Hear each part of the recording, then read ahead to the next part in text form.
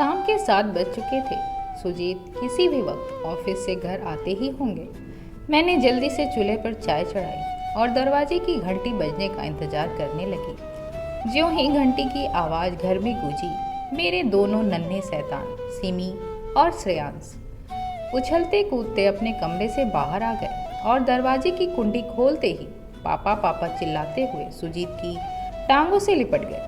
सुजीत ने मुस्कुराकर अपना ब्रीफकेस मुझे थमा दिया और दोनों बच्चों को बाहों में भरकर भीतर आ गए। तीनों के कह कहे सुनकर दिल को सुकून सा मिल रहा था।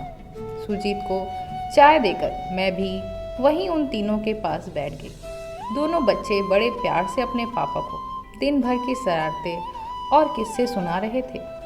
सुजीत भी बड़े गर्व से चाय पीते हुए उन दोनों की बातें सुन रहे थे। अपने पापा का पूरा ध्यान खुद पर पाकर बच्चों की खुशी का कोई ठिकाना नहीं था।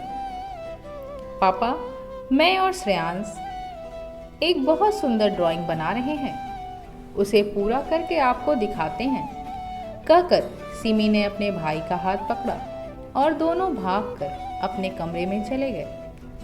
क्या सोच रही हो मैडम? कुछ नहीं, आप हाथ मुंह धोकर फ्रेश हो जाए, तब तक मैं खाना गर्म कर देती हूँ। सुजीत के टोकने पर मैंने मुस्कुराकर जवाब दिया और फिर उठकर रसोई की तरफ चल दी। खाने की मेज पर भी दोनों बच्चे चहकते हुए अपने पापा को न जाने कौन कौन से किस्से सुना रहे थे। खाने के बाद कुछ देर तक सुजीत और मेरे साथ खेलकर बच्चे थक कर सो गए। सारा काम निपटा कपड़े बदलने के बाद जब मैं कमरे में पहुंची तो सुजीत पहले ही पलंग पर लेटे हुए एकटक छत को निहार रहे थे। बत्ती बुझाकर मैं भी पलंग पे जाकर लेट गई और आंखें बंद करके सोने की कोशिश करने लगी। थोड़ी देर बाद सुजीत ने धीमे स्वर में पूछा, श्रेया, नींद नहीं आ रही है क्या? नहीं, मैंने गहरी सांस भरकर छोड़ते हुए जवाब दिया। कोई टेंशन है? नहीं, सिमी बता रही थी आज उसकी नानी का फोन आया था। क्या कहा माँ ने? कैसी हैं वे? ठीक हैं? हम सबका कुशल क्षेम पूछ रही थी। और संजय कैसा है? उसकी परीक्षा कैसी हुई? वह भी ठीक है, अच्छी हुई। सिर्फ इतनी ही बात हुई? हाँ, तो फिर इतनी खोई हुई उदास सी क्यों हो? मेरे कोई जवाब न देने पर सुजीत ने मुझे आगोश में भर लिया और फिर मेरा सिर सहलाने लगे। अचानक हुई प्रेम और अपनेपन की अनुभूति से मेरी आंखों से आंसू बह निकले। मैं कसकर सुजीत से लिपटकर फूट फूट कर रोने लगी। सुजीत ने मुझे भी जी भरकर रोने दिया। कुछ देर बाद जब आंसू थमे तो मैंने हिम्मत करके कहा, कल पापा की बरसी है, माँ ने हमें घर बुलाया है और तुम हमेशा की तरह वहाँ जाना नहीं चाहती। सुजीत ने कहा, आपको सब पता तो है, मैं वहाँ क्यों नहीं जाना चाहती। माँ भी सब जानती है, फिर भी हर साल मुझसे घर आने की जिद करती है। मैंने भर्राई आवाज में कहा, श्रेया, तुम जानती हो ना, माँ बस पूरे परिवार को एक साथ खुश देखना चाहती है, इसलिए हर बार तुम्हारा जवाब जानते हुए भी तुम्हें पापा की बरसी पर घर आने के लिए कहती है। मैं जानती हूँ, मैं माँ को दुख नहीं पहुँचाना चाहती हूँ। उन्हें दुखी देखकर मुझे भी बहुत दुख होता है। अब आप ही बताइए कि मैं क्या करूँ? मैंने निराश स्वर में पूछा। अपने पापा को माफ़ कर दो। इससे पहले कि मैं विरोध कर पाती, सुजीत फिर बोल पड़े। देखो श्रेया, मैं तुम्हारी हर तकलीफ समझता हूँ और तुम्हारे हर फैसले का सम्मान भी करता हूँ, पर इस तरह दिल को में गुस्सा और दर्द दबाकर रखने में किसी का भला नहीं है। तुम अनजाने में ही अपने साथ अपनी माँ को भी तकलीफ दे रही हो। अपने अंदर से सारा गुस्सा, सारा गुबार निकाल दो और अपने पापा को माफ़ कर दो। मुझे समझाकर कुछ देर बाद सुजीत तो सो गए, पर मेरी आंखों से नींद का नामो निशान तक न था। बीते कल की यादें खुली किताब के पन्नों की तरह मेरी आंखों के सामने खुलती चली जा रही थी। छोटा सा परिवार था हमारा, पापा, मम्मी, मैं और संजय। पापा का अच्छा खासा कारोबार था। घर में किसी सुख सुविधा की कोई कमी नहीं थी। बाहर से देखने में सब कुछ ठीक ही लगता था, पर मेरी माँ की आंखों में हमेशा एक उदासी, एक डर नजर आता था। शुरू में मैं माँ के आंसुओं की वजह नहीं समझ पाती थी, पर जैसे जैसे बड़ी होती गई वजह भी समझ आती गई। वजह थे मेरे पापा, जो अक्सर छोटी छोटी बातों पर या फिर बिना किसी बात के माँ पर हाथ उठाते थे। मुझे कभी पापा का बर्ताव समझ नहीं आया। जब प्यार जताते थे तो इतना कि जिसकी कोई सीमा नहीं होती थी, और जब गुस्सा करते थे तो वह भी इतना कि जिसकी कोई हद नहीं होती थी। पहले पापा के गुस्से का शिकार सिर्फ माँ होती थी, पर वक्त बीतने के साथ उनके गुस्से की चपेट में आने वाले लोगों का दायरा भी बढ़ता गया। पापा ने मुझ पर भी हाथ उठाना शुरू कर दिया। जब पापा ने पहली बार मुझ पर हाथ उठाया था, तब मैंने 2 दिन तक बुखार के कारण आंखें नहीं खोली थी। जब पापा मुझे मारते थे तो माँ मुझे बचाने के लिए बीच में आ जाती थी। न जाने कितनी बार माँ ने हम दोनों के हिस्से की मार अकेले खाई होगी। छोटी उम्र में इतनी मार खाकर मेरे शरीर पर से कई दिनों तक मार के निशान नहीं जाते थे। स्कूल जाने पर ऐसा महसूस होता था मानो जैसे मेरे सहपाठी मेरी ओर इशारे करके मेरा मजाक उड़ा रहे हैं। टीचर निशानों के बारे में पूछती थी तो झूठ बोलना पड़ता था। न जाने कितनी बार साइकिल से गिरने का बहाना बनाया होगा, अब तो गिनती भी याद नहीं है। शुरू में मैं मार खाते वक्त बहुत रोती थी, पर वक्त के साथ मेरा रोना भी कम होता गया, और कुछ वक्त बाद तो एहसास होना ही बिल्कुल बंद सा हो गया था। माँ अब बहुत बीमार रहने लगी थी। मेरी परी सुंदर माँ निढाल सी रहती थी। डॉक्टरों को भले ही माँ की बीमारी की वजह पता न चल पाई हो, पर मैं जानती थी मेरी माँ को एक ही बीमारी थी, मेरे पापा। मैं 8 वर्ष की थी जब संजय का जन्म हुआ था। कितनी प्यारी मुस्कान थी मेरे छोटे भाई की। दुनिया की भलाई बुराई, झूठ फरेब, संघर्षों और तकलीफ़ों से अनजान मासूम हंसी थी उसकी। पापा ने संजय के जन्म के समय जश्न मनाने में पूरे शहर को दावत दे डाली थी। मुझे लगा कि अब शायद पापा बदल जाएंगे, हम पर हाथ उठाना और गाली गलौज करना छोड़ देंगे। मगर मैं गलत थी। इंसान की फितरत बदलना नामुमकिन है। पापा के वहशीपन से मेरा भाई भी नहीं बच पाया। मुझे उसके चेहरे पर भोलेपन की जगह खौफ नजर आता था। जब पापा हमें मार चुके होते थे तब मैं ध्यान से उनका चेहरा देखती थी। हमें गालियां देने, मारने, कोसने के बाद पापा के चेहरे पर संतोष के भाव होते थे, ग्लानि नहीं। ऐसा लगता था कि हमें रोते, गिड़गिड़ाते, दर्द से कहारते देखने में पापा को खुशी मिलती थी। खुद पर गुरूर होता था। कभी मुझे लगता था कि कहीं पापा किसी मानसिक रोग के शिकार तो नहीं, वरना यह उन्हें हमसे कैसा प्यार था जो हमारी जान का दुश्मन बना हुआ था। मैं कई बार माँ से पूछती थी कि क्या हम पापा से कहीं दूर नहीं जा सकते। इस पर माँ रोते हुए इसे हमारी मजबूरी बता देती थी। पापा के परिवार वालों ने उन्हें कभी हमें प्रताड़ित करने से नहीं रोका, बल्कि वे तो पापा को सही बताकर उनका साथ देते थे। पापा कभी अपने परिवार वालों की मानसिकता को समझ नहीं पाए। उनके लिए पापा बैंक का वह अकाउंट थे जिससे वे जब चाहे जितने चाहे रुपए निकाल सकते थे। पर अकाउंट कभी खाली नहीं होगा। पापा के भाई और उनके परिवार को मुफ्तखोरी की आदत लग गई थी। पापा को खुश करने के लिए वे लोग हम पर झूठे इल्ज़ाम लगाने से भी बाज नहीं आते थे। मम्मी के परिवार वाले भी कम न थे। वे लोग शुरू से जानते थे कि पापा हमारे साथ क्या करते हैं, पर उन्होंने कभी माँ का साथ नहीं दिया। वजह मैं जानती थी। मेरे मामा के शौकीन मिजाज के कारण डूबते कारोबार में पापा ही रुपया लगाते थे। पापा की ही तरह उनका पैसा भी हमारा दुश्मन बन गया था। अब मैंने किसी से कुछ भी कहना सुनना छोड़ दिया था। पापा के लिए मेरे दिल में गुस्सा और नफ़रत लावा की तरह बढ़ते जा रहे थे, जो अक्सर फूटकर बाहर आ जाते थे। मैं अब कामना करती थी कि हमें इस नर्क से मुक्ति मिल जाए। कुछ सालों तक सब ऐसा ही चलने के बाद अब पापा को शायद उनके कर्मों की सज़ा मिलनी शुरू हो गई थी। उनके भाई ने उनका सारा कारोबार डुबो दिया।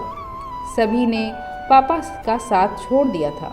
ऐसे में माँ ने अपने सारे गहने और जमा पूंजी पापा को दे दिए और दिन रात कोलू के बैल की तरह जुट कर काम किया। इस बीच मारपीट बिल्कुल बंद सी हो गई थी। धीरे धीरे पापा का काम चल निकला। यह मन बड़ा पाजी चोर होता है, बार बार टूटने पर भी उम्मीद नहीं छोड़ना चाहता है। मेरे मन में पापा के बदल जाने की उम्मीद थी, तो पापा ने हमेशा की तरह बड़ी बेदर्दी से रौंद डाली थी। पापा ने फिर से वही रुख अपना लिया था। उन्होंने शायद सांप और बिच्छू की कहानी सुनी ही नहीं थी, इसलिए फिर से अपने धोखेबाज भाई पर भरोसा कर बैठे। बिच्छू ने आदत अनुसार पापा को दोबारा डस लिया और इस बार पापा धोखा बर्दाश्त नहीं कर पाए। जब मम्मी एक दिन मुझे और संजय को स्कूल से लेकर घर लौटी, तो हमने देखा कि पापा ने आत्महत्या कर ली है। मम्मी बेहोश होकर गिर पड़ी। भाई का रोते रोते बुरा हाल था, पर मेरी आंखों में एक आंसू नहीं आया। पापा हमें रास्ते पर लाकर छोड़ गए थे। जैसा कि मुझे विश्वास था, पापा के घर वालों ने हमसे हर नाता तोड़ लिया और मम्मी के घर वाले तो और भी समझदार निकले। उन्हें यह डर सता गया कि कहीं हम उनसे वे रुपए ना मांग ले जो पापा ने समय समय पर उन्हें दिए थे। हर किसी ने हमें देखकर रास्ता बदलना शुरू कर दिया था। मम्मी गहरे अवसाद की गिरफ्त में आती चली गई। बीमारी के कारण भाई की जान जाते जाते बची। पापा हमसे सब कुछ छीन कर चले गए, पर हमारा जीने का हौसला नहीं छीन पाए। बड़ी मुश्किलों से हमने खुद को संभाला। माँ ने दिन रात मेहनत व संघर्ष करके हमें पाला। हमें कभी किसी चीज़ की कमी नहीं होने दी। उसकी इसी तपस्या का फल बन कर सुजीत मेरे जीवन में आए। पेशे से अधिकारी सुजीत को मेरे लिए माँ ने ही पसंद किया था। मैं शुरू में उन पर विश्वास करने से डरती थी कि कहीं मेरा पति मेरे पापा जैसा न हो। पहले सुजीत को जीवन साथी के रूप में पाकर और फिर सिमी और श्रेयांश ने मेरी गोद में आने से मेरे सारे दुखों व संघर्षों पर विराम लग गया। माँ भी अब पहले से अच्छी अवस्था में थी। संजय भी पढ़ाई में अच्छा प्रदर्शन कर रहा था। ऐसे में दिल में सिर्फ एक कसक थी। मैं अभी तक पापा को माफ़ नहीं कर पाई थी। माँ हर साल पापा की बरसी मनाती थी। वे हमें भी घर आने को कहती थी। हमेशा मुझसे कहती थी कि मैं सब कुछ भुला दूं, पर यह मेरे लिए संभव नहीं था। जब मैं सुजीत को अपने बच्चों के साथ देखती हूँ तो बहुत खुश होती हूँ, लेकिन साथ ही दिल में एक टीस भी उठती है कि क्या मेरे पापा ऐसे नहीं हो सकते थे। सुजीत बहुत अच्छे पति हैं और उससे भी अच्छे पिता। मैं जानती हूँ संजय भी एक दिन अच्छा पति और पिता साबित होगा। यादों की दुनिया से बाहर निकलकर मैंने सुजीत की ओर देखा तो गहरी नींद में सो रहे थे। वे ठीक ही तो कहते हैं, बीती बातों को दिल में दबाए रखकर खुद को पीड़ा देने से क्या फ़ायदा। माँ ने पापा का अत्याचार हमसे कहीं ज़्यादा सहा, पर फिर भी उन्होंने पापा को माफ़ कर दिया। अगर माफ़ नहीं की करती तो उनके जाने के बाद कभी एक मजबूत चट्टान बनकर हमें सहारा न दे पाती। सिर्फ एक माँ का दिल ही इतना बड़ा हो सकता है। अब मैं भी तो एक माँ हूँ, फिर मुझ में इतनी बड़ी चूक कैसे हुई? मैंने यह कैसे नज़रअंदाज कर दिया कि मेरे भीतर की घुटन से मेरी माँ का भी तो दम घुटता होगा। मैं पापा को सज़ा देने के नाम पर अनजाने में ही माँ को सज़ा देती आई हूँ। कहीं मैं भी पापा की तरह ही तो नहीं बनती जा रही हूँ। फिर मैंने आंखें बंद करके गहरी सांस ली और मन में कहा, डियर पापा, मैं नहीं जानती कि आपने हमारे साथ यह सब क्यों किया। मैं यह भी नहीं जानती कि आज भी आपको अपने किए का कोई पछतावा है या नहीं। मुझे आपसे कोई गिला शिकवा भी नहीं है।